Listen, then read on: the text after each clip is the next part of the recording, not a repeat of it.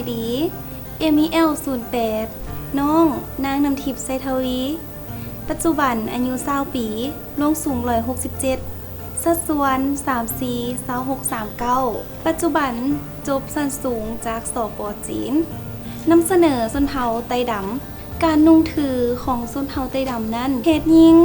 ตั้งเก้าใส่เปียวนุ่งสินนี้เสื้อเป็นเสื้อสีดำมีเอกลักษณ์เฉพาะตัว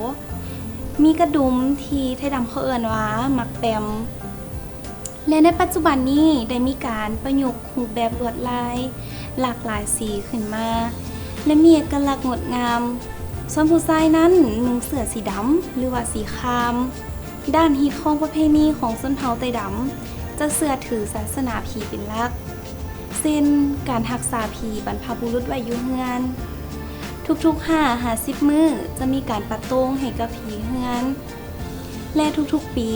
จะมีการปัดโต้งเข้าไม้การเส้นเฮือนเพื่อทรงทานให้กับบรรพบุรุษที่ได้ล่วงลับไปแล้วความฝันจะเป็นเพียงฝันถ้าบ่ลงมือเฮ็ดจะบ่มีวันสำเร็จความฝันจะเป็นจริงได้ก็ต่อเมื่อเฮาบ่ยอมแพ้อย่าย่านที่จะล้มเพราะทุกครั้งที่ล้มคือการเรียนรู้